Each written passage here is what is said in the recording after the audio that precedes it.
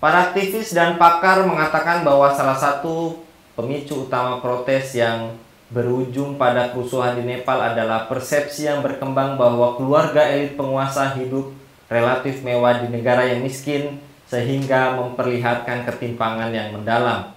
Di media sosial Nepal, istilah anak-anak nepo, pelesetan dari nepotisme, menjadi viral beberapa pekan menjelang protes di hari itu. Setelah istilah ini umumnya digunakan untuk merujuk pada anak-anak pejabat tinggi pemerintah dan menteri. Mengapa pejabat masih flexing di tengah rakyat susah? Apakah pembatasan media sosial bisa menyelesaikan akar masalah, dan maukah pejabat belajar dari tragedi Nepal? Untuk membahasnya kami terhubung dengan Bung Rizky Awal dari Indonesia Justice Monitor. Kita sapa terlebih dahulu. Assalamualaikum warahmatullahi wabarakatuh, Bung Rizky. Waalaikumsalam warahmatullahi wabarakatuh, Mas Anggi dan teman-teman Khilafah News Channel dimanapun berada, mudah-mudahan tetap membawa semangat perubahan di tengah banyak tekanan ekonomi hari-hari belakangan ini. Ya, Masya Allah. Dan jika di Nepal gaya hidup hedon atau flexing anak pejabat memicu kerusuhan hingga 19 orang tewas, apakah pejabat Indonesia sadar bahwa perilaku serupa atau flexing di tanah air justru bisa memicu ledakan amarah publik yang jauh lebih besar, mengingat jumlah Gen Z di Indonesia juga mencapai 70 juta jiwa, Bung?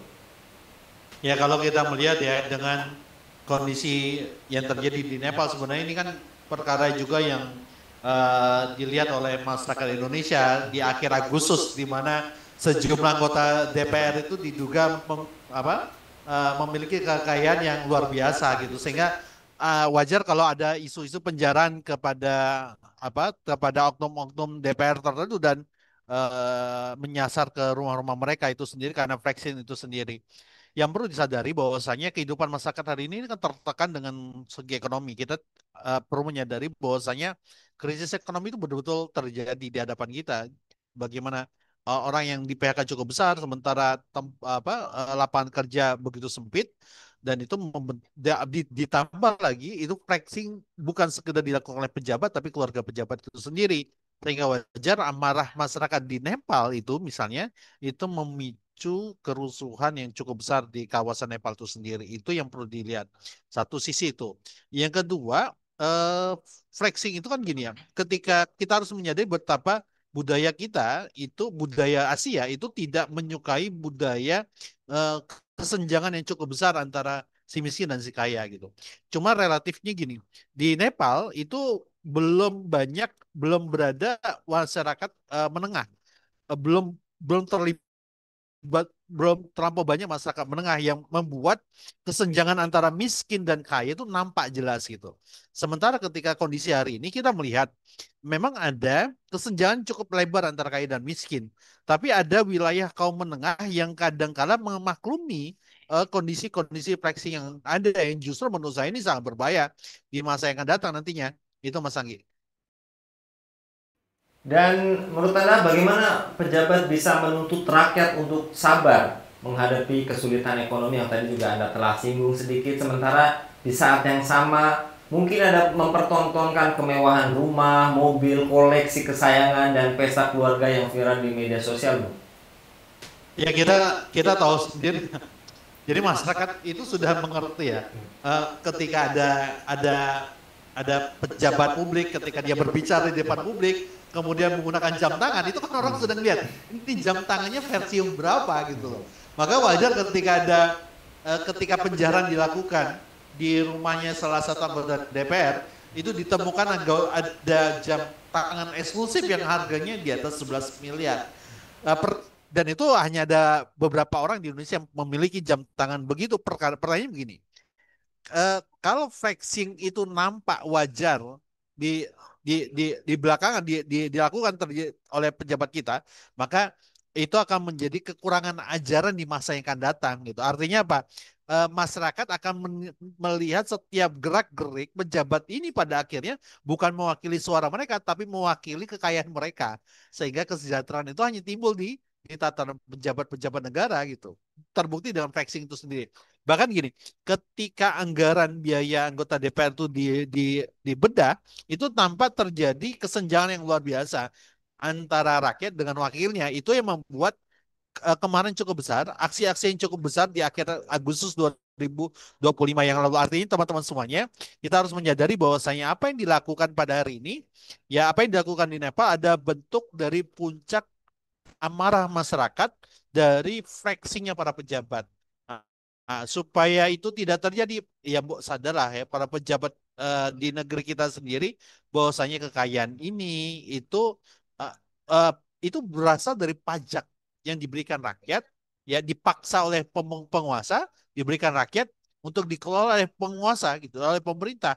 Tapi ketika itu nampak jelas kesenjangan flexing yang timbul, maka sewaktu-waktu akan kembali lagi menjadi bom waktu yang cukup besar. Itu yang ketika mengapa Prabowo Subianto, Presiden Republik Indonesia, itu coba mengumpulkan anggota DPR dari fraksi Gerindra untuk mengingatkan jangan kebanyakan flexing gitu loh. Ya, luar biasa. Bahkan beberapa waktu lalu juga netizen sempat membongkar ada pejabat yang menggunakan kaos atau poloset yang juga nilainya jutaan gitu ya, Bung. Jika kerusuhan di Nepal berhasil memaksa Perdana Menteri mundur dan juga sekarang telah dilantik, apakah pejabat Indonesia menyadari bahwa krisis kepercayaan publik bisa berujung pada delegitimasi kekuasaan bila gaya hidup hedon atau flexing dipertontonkan di tengah penderitaan rakyat, Bung? Iya, kabarnya sih eh, sejumlah anggota oknum, pejabat maupun anggota DPR itu sudah menyadari. Maka katanya kabarnya sudah mulai jarang terlihat mobil-mobil kelas mewah yang mondar mandir di DPR itu sendiri. Ya hanya bawa mobil-mobil standar-standar saja lah, yang itu menjadi sangat perhatian oleh masyarakat Indonesia gitu ya, biasa gitu. Yang biasa bawa Alphard itu tidak bawa Alphard dulu, yang biasa bawa mobil dua pintu itu tidak lagi menggunakan mobil dua pintu, ditaruh dulu, disembunyikan dulu di tempat-tempat tertentu gitu. Ini yang menurut saya teman-teman semuanya yang perlu disadari ya Pak, sebenarnya gini, pejabat itu agak khawatir juga, khawatir dijarah lagi gitu ya, atau khawatir dipreteli sosial medianya gitu, karena ingat teman-teman semuanya, para pejabat hari ini sosial media itu seperti buah si malakama. Satu sisi bisa menjadi efek baik bagi kita, tapi satu sisi yang lain bisa mengungkap sisi buruk manusia. Nah, berhati-hati dengan sosial media, sehingga saya berharap pejabat itu bertugas konsen untuk mensejahterakan rakyat, bukan mensejahterakan keluarganya. Ini kan yang terjadi hari ini, mensejahterakan keluarganya baru berupaya mensejahterakan rakyatnya, ini yang salah gitu, Mas Anggi. Dan terakhir, Bung Rizky, apa pesan yang bisa Anda sampaikan bagi para pejabat yang hobi flexing atau public figure yang lagi-lagi kalau tadi Anda sampaikan mobil dua pintunya disimpan, padahal ada mobil dua pintu yang masih bisa dipertontonkan, yaitu pakai angkot, Bung. Bukan pakai angkot ya, tapi pakai pick up. Oh iya. Oh iya, Ya, pakai pickup. jadi ya. Jadi eh, buat para pejabat ya, kekayaan itu bukan standar kita masuk surga, bukan. Tapi kekayaan itu harusnya menjadi jalan kita masuk surga. Bukan dengan flexing, tapi dengan banyak sedekah dan giving. Nah, itu penting. Sedekah dan giving kepada memberikan banyak sedekah kepada orang itu yang terpenting. Yang kedua, pada dasarnya jabatan dan kekuasaan itu adalah amanah dari Allah Subhanahu wa taala, dari rakyat. Ketika tidak melalui pada perkara yang baik, maka dia akan berujung pada perkara yang buruk. Kalaupun kita selamat di dunia, maka sebenarnya belum tentu kita akan selamat di akhirat. Ya, pejabat-pejabat yang ada, please deh, ya, tolong banget nih ya. Jangan gara-gara kemarin ada flexing apa, ada penjara, kemudian tidak flexing lagi. Tapi menurut saya baiknya barang-barang yang terlanjur mewah-mewah itu dijual saja gitu, dibagikan kepada rakyat yang saat ini dalam kondisi yang sangat-sangat membutuhkan sekali. Jadi perhatian lah. Mohon perhatian, mohon bisa tahu diri lah kondisi yang ada hari ini.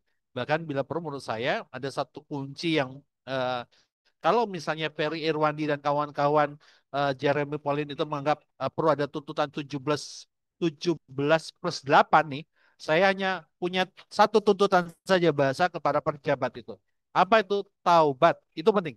Taubat. Kalau sudah taubat dari semua aturan-aturan yang menjauhi dari ketaatan, maka insya Allah akan menjadi kehidupan yang berkah, berlimpah, penuh rahmat dan kebahagiaan di sisi Allah Subhanahu wa taala. Asalkan satu syarat dipenuhi tadi, taubat gitu.